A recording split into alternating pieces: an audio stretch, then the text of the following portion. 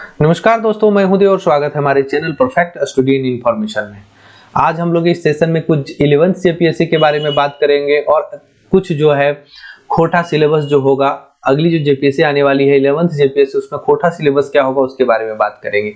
फिलहाल बात करते हैं हम लोग 11th जेपीएससी का, जो उसमें कितना सीट आपको लगभग होने के चांसेस है, कितना सीट होगा और अभी कितना सीट कंफर्म किया गया है, तमाम उन चीजों के बारे में बात करेंगे। तो चैनल पे नए हैं, चैनल को एक बार सब्सक्राइब जरूर कर लीजिएगा। अगर आप नए हैं तो बेल आइकन को ऑल कर लीजिए ताकि आप तक नोटिफिकेशन पहुंचता रहे। हर कोई सेशन को एक बार लाइक कीजिएगा, लाइक करना ना भूलें। चलिए शुरू करते हैं दोस्तों। 11th जेपीएससी में जो है, 11th जेपीएससी में अभी तक जो सीट कंफर्म किया गया है वो 205 से 207 सीट कंफर्म किया गया है। जो जैसा कि कुछ स्टूडेंट को ये चीज पता होगा, इसमें बता दें कि सीट अभी अब बहुत सारा बढ़ना है। बढ़ना किस हिसाब से आपको एक एक चीज करके बताते हैं। तो 133 सीट जो 205 है इसमें, जिसमें से 133 सीट कंफर्म किया गया है एडमिनिस्ट्रेशन विभाग के द्वारा, मतलब वीडियो पोस्ट के लिए जो है 133 सीट कंफर्म किया गया है। ठीक है, एडमिनिस्ट्रेशन विभाग के द्वारा है। उसके बाद वो जो अपने वो स्वतंत्र हैं कि एडमिनिस्ट्रेशन में क्या क्या वो डाल दें। फिलहाल अभी जेपीएससी में तो वीडियो ही होता है, और अन्य भी दो विभाग से 10, 5, 2, 4 करके जो है 205, 207 किया गया है। लेकिन डीएसपी पोस्ट के लिए जो इसमें अच्छा पोस्ट होता है, तो डीएसपी पोस्ट के लिए अभी और वैकेंसी आनी बाकी है दोस्तों। क्योंकि डीएसपी में जो है सो अन्य विभाग भी होता है, जैसे ट्रैफिक होता है, एंटी करप्शन ब्यूरो होता है, इसी तरह से बहुत सारा विभाग होता है, जिससे अपना अपना सीट जो है कंफर्म होने के बाद जो है इसका सीट बढ़ाया जाएगा। और इसी तरह से अन्य विभाग और भी जो जेपीएससी लेती है, जेपीएससी करवाती है, तो इसमें और विभाग के द्वारा जो है सीट आपका कंफर्म करके बढ़ाकर कुल सीट होने की संभावना जो है सो 300 से 350 के आसपास, उसके बीच में जो सीट है 300 तो पार कर ही जाएगा। 300 मतलब क्रॉस करना चाहिए। ये संभावना है कि 300 से 350 के आसपास सीट जो है वो होना चाहिए, उसके बीच में होना चाहिए, ये संभावना है। क्योंकि अभी इतना सीट हो चुका है, अभी सारे विभाग से आपको वैकेंसी दी भी नहीं गई है, जानकारी दी भी नहीं गई है, तो सारे विभाग से देने के बाद वो हो जाएगी। ठीक है, तो ये बात थी। तो एक अच्छा पोस्ट है, पिछले से ज्यादा अच्छा पोस्ट है। अब बात आपके मन में ये बात होगी कि जेपीएससी उसी तरह से करेगी, सीट बेच देगी। देखिए, सीट सारी बिकती नहीं है, और ये बात आप ऑफिशियल कह भी नहीं सकते। ठीक है, ये एक कहने वाली बात होती है, होता है नहीं होता है, इस पे चर्चा करना ये तो सभी लोग जानते हैं। लेकिन अगर होता भी है तो सारी सीट पे आप नहीं बोल सकते कि होती है। आपको जो सीट है वो लड़के ही लेना है। ठीक है, तो पिछले से ज्यादा जो सीट होने वाली है इस बार, तो उसके लिए आप तैयार हो जाइए। और 11th जेपीएससी बहुत ही जल्दी आने वाली है, और उसकी एग्जाम भी तुरंत लेकर तुरंत ज्वाइनिंग करवाई जाएगी। क्योंकि पता है कि मौजूदा सरकार जो हमारे झारखंड में है, उनका तो एक ही माइंड मेकअप होता है कि जेपीएससी, वो जेएसएससी पे ध्यान नहीं देती है ज्यादा। लेकिन जेएसएससी आजकल एक्टिव है अपने काम को लेकर, और चाहे वो खींच रही है चाहे, लेकिन फिर भी अपने काम को लेकर थोड़ा एक्टिव है, एकदम शांत नहीं है। वो दिखा रही है कि हम एक्टिव हैं। तो जब वो एक्टिव दिखा रही है तो आपको भी एक्टिव रहना चाहिए, तैयारी करना चाहिए। सीजीएल का डेट पोस्टपोन हुआ है, आप स्थिर ना हो जाएं, क्योंकि जितना सीट है उससे कई गुना ज्यादा छात्र इस पे बहुत सीरियसली लगे हुए हैं। तो जो सीरियस स्टूडेंट है वही सीट ले जाएंगे। फिलहाल जेपीएससी के बारे में बात कर लें कि जेपीएससी में जो मौजूदा सरकार है वो जेपीएससी को लेकर बहुत ही ज्यादा सीरियस रहती है। आपको पता है कि सरकार जब से आई है तब से पिछला जेपीएससी जो 6th वाली जेपीएससी थी, उसको मतलब ज्वाइनिंग करा दी गई छात्रों को।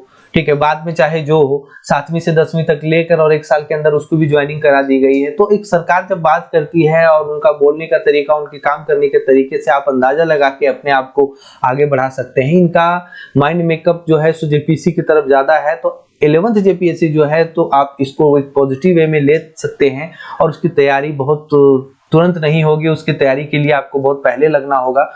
बहुत सारा स्टूडेंट तो तैयारी में लग चुके हैं, बहुत सारे स्टूडेंट का तो तैयारी हो भी चुका है लगभग, और अभी जो नहीं तैयारी किए हैं, आपका समय अभी गया नहीं है, तो आप अभी से भी दिन रात करेंगे तो आपकी तैयारी बेहतर होगी और आप एक सीट जरूर कंफर्म कर पाएंगे अपने लिए। तो चलिए, 11th जेपीएससी में जो बात थी आपके लिए हो गया। अब बात करते हैं हम लोग इसमें मेंस सिलेबस। कभी भी आप किसी पीसीएस की तैयारी करते हैं तो उसमें सबसे पहले आप याद रखें कि प्रीलिम्स की तैयारी आपकी बेहतर होनी चाहिए, लेकिन उससे पहले आप उसके मेंस का तैयारी करके बैठ जाएं तो ज्यादा बेहतर होगा। क्योंकि मेंस की तैयारी के लिए फिर बाद में समय नहीं मिलता है, फिर कम मार्क्स आते हैं, रैंक अच्छा नहीं होता होता या फिर सिलेक्शन नहीं होता है, तो उसकी तैयारी आप पहले कर लेंगे। तो उसकी तैयारी के लिए आपको क्या है कि मेंस के सिलेबस को देखना पड़ेगा। हमारे साथ खोटा भाषी के लोग जुड़े हुए हैं, तो खोटा भाषी लोग जो जुड़े हुए हैं उसमें आपको बताएंगे कि खोटा का सिलेबस क्या है जेपीएससी में, और अभी आप जो तैयारी जेएसएससी में कर रहे हैं उसमें आपका कितना काम इसमें देने वाला है, कितना कुछ कॉमन होता है। ठीक है, तो इस चीज को देखेंगे, सेशन बहुत अच्छा है। चलिए, खोटा भाषा क्या है, देखिए खोटा भाषा और साहित्य को लेकर है, किसमें है, झारखंड लोक सेवा आयोग पत्र 2।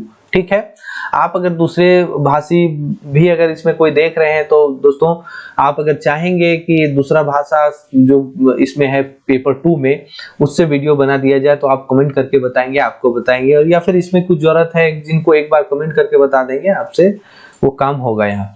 चलिए आगे देखते हैं कि क्या है। जैसे खोटा भाषा है, इसमें खंड क्या है, खंड एक में क्या है, भाग क कर दिया गया है जो खोटा भाषा है। खोटा भाषा को लेकर क्या है, खोटा भाषा का उद्भव और विकास, खोटा भाषा की विशेषताएं, खोटा भाषा का व्याकरण। ठीक है, अब ये व्याकरण जो है आपको जेएसएससी सीजीएल सचिवालय वगैरह जितने भी जेएसएससी है सब में पढ़ना है, तो ये चीज तो आपका कॉमन हो गया है। ठीक है, यहाँ पर एक कॉमन हो गया है। अब यहाँ पर है कि खोटा भाषा और विकास और विशेषताएं, ये सब चीज बहुत ज्यादा तो नहीं है। ठीक है, इसको कुछ क्लास लेकर खत्म किया जा सकता है। यहाँ पर एक तीसरा आपको कॉमन हो गया है। आगे आइए, शब्द गठन एवं वाक्य संरचना एवं क्षेत्रीय रूप और मानकीकरण। यहाँ पर कुछ चीज पढ़ना है, जैसे क्या है कि शब्द गठन का, वाक्य संरचना।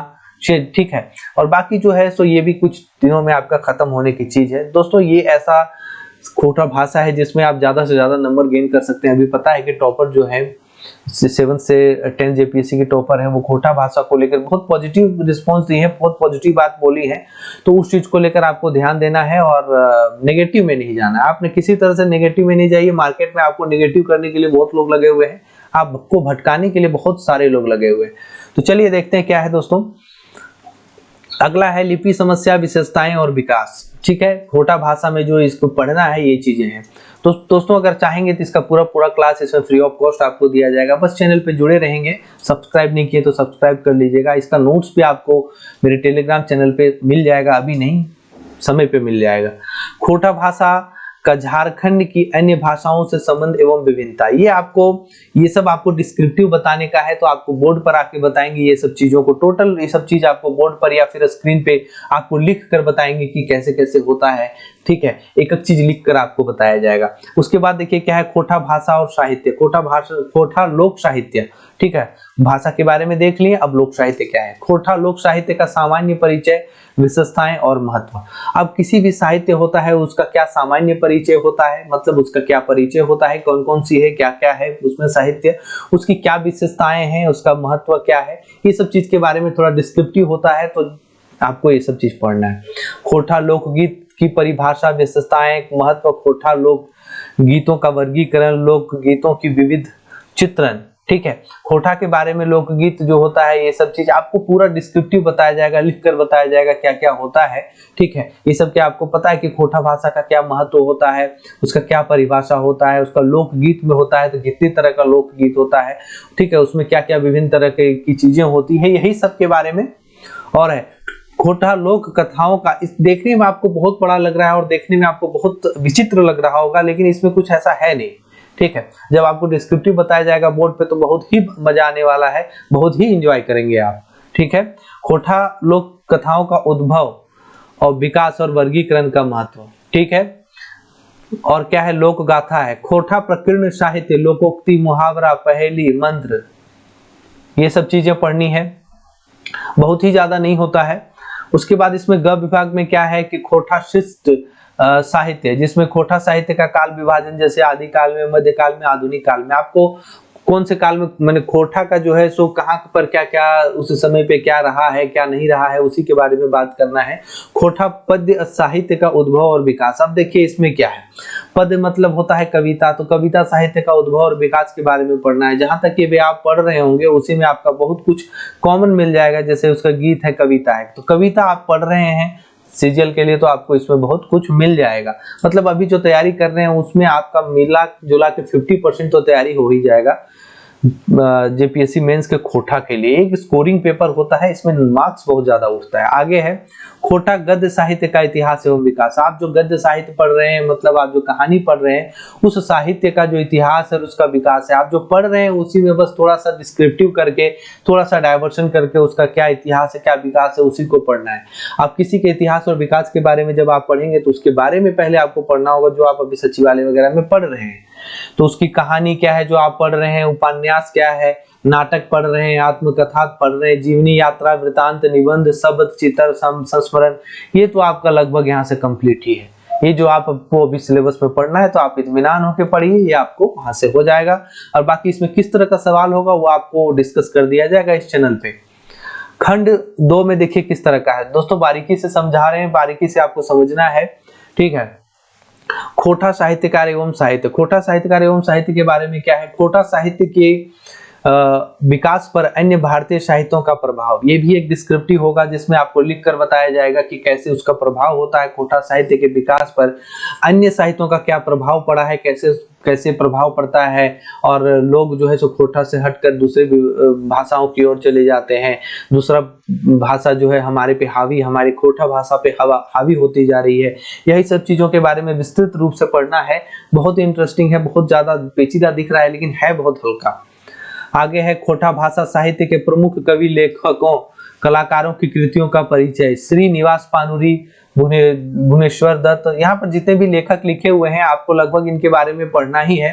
जैसे श्रीनिवास पानुरी जी के बारे में पढ़ना है, ए.के. झा है, विश्वनाथ दसौंधी, शिवनाथ प्रमाणिक है, डॉक्टर विनोद कुमार है, डॉक्टर विनोद B.N. औदार है, ये सब जी के बारे में आपको पढ़ना ही है। तो आपको यहाँ से भी बहुत सारा मैच कर जा रहा है।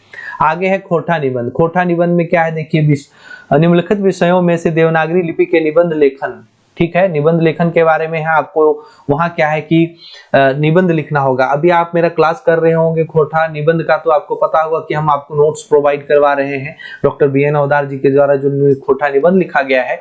तो देखिए दोस्तों, जो किताब में लिखी होती है उसको हूबहू नहीं लिखना है। कभी एग्जामिनर के पास इतना कॉपी होता है कि वो आपको पूरा हूबहू देखने के मूड में नहीं होता। आपका अपना स्किल होना चाहिए, कैसे फ्लो चार्ट से आप उसको बनाएंगे, कैसा आप रिप्रेजेंट करते हैं। मेंस बेसिकली क्या होता है कि रिप्रेजेंटेशन होता है कि आप कितना इजी वे में रिप्रेजेंट कर रहे हैं, कि कॉपी चेक करने वाला आपका फ्लो चार्ट, आपका फिगर, आपका डायग्राम देख के समझ जाए कि लड़का क्या बता रहा है। क्लियर है? तो यही चीज है। और ये निबंध को कैसे लिखना है आपको मेरे चैनल पे आपको मिलेगा, खोटा निबंध करके जो सचिवालय में बताया जा रहा है, उसी को और डिस्क्रिप्टिव करके बताया जाएगा इस मतलब चैनल पे। लेकिन पॉइंट उससे उतना ही बनकर निकल रहा है। आप एक बार उस नोट्स को देखिए, बहुत अच्छा लगेगा। और आगे क्या है, खोटा संक्षेपण है। क्या है, दिए गए गद्यांशों का शीर्षक संक्षेपण करना होगा। वहां जो दिया जाएगा उसका करना होगा, मतलब वहां पर एक समरी टाइप से दिया जाएगा, कॉम्प्रिहेंसिव टाइप से, उसको आपको संक्षेपण करना है, ठीक है, समरी टाइप से लिखना है। खोटा का गद्यांश क्या है, इस भाग में परीक्षार्थियों को दिए गए गद्यांश को खोटा भाषा देवनागरी लिपि में अनुवाद, ठीक है, खोटा भाषा में अनुवाद करना है। हिंदी गद्यांश दिया जाएगा, वहां पर उसको आपको खोटा भाषा में अपनी रिटन हैंड रिटन मतलब हाथ से लिखना है। और क्या है खोटा, इसीलिए बोलते हैं दोस्तों, खोटा में जो पकड़ अच्छा बनाइए, खोटा में शब्दों का पकड़ बनाइए। खोटा में कैसे बोला जाता है, आप अगर तैयारी कर रहे हैं ना, जो आप तैयारी कर रहे हैं उसी में आपकी तैयारी इसमें भी हो जाएगी। इसमें कोई विशेष तैयारी ज्यादा है नहीं। आप थोड़ा सा और मेहनत करेंगे तो जेपीएससी के लायक आप हो जाएंगे, जेपीएससी की तैयारी आपकी बेहतर हो जाएगी। और आगे क्या है कि खोटा अनुच्छेद से प्रश्न। अब खोटा का जो अनुच्छेद होगा उससे कैसे प्रश्न पूछा जाएगा, ठीक है। तो यहाँ तक थी, यहीं तक है। बहुत ज्यादा पेचीदा दिख रहा है लेकिन ऐसा कुछ नहीं है दोस्तों। बहुत ही अच्छा लगा होगा आपको ये जानकारी की कैसे कैसे क्या क्या होता है। इस पे जब क्लास होगी तो बहुत बढ़िया से आपको बताया जाएगा कि क्या है क्या नहीं है, लिख कर बताया जाएगा। आपकी स्क्रीन पे पूरा लिख कर आएगा कि कैसे कैसे आपको लिखना है, ठीक है। फिलहाल खोटा का निबंध बहुत पेचीदा होता है, तो खोटा का निबंध कैसे लिखा जाता है, आप कैसे प्रेजेंट कर सकते हैं, अगर लिखने को आता है तो आप मेरे चैनल पे ही देखिए जाके, उसमें डला हुआ है कि कैसे एक नोट्स बना के प्रेजेंट किया जाता है। मिलते हैं एक नए वीडियो पे। उम्मीद है आप लोगों को अच्छा लगा होगा। अगर अच्छा लगा तो मेरे चैनल को लाइक कीजिए और सब्सक्राइब कीजिए, बेल आइकन को ऑल कीजिए।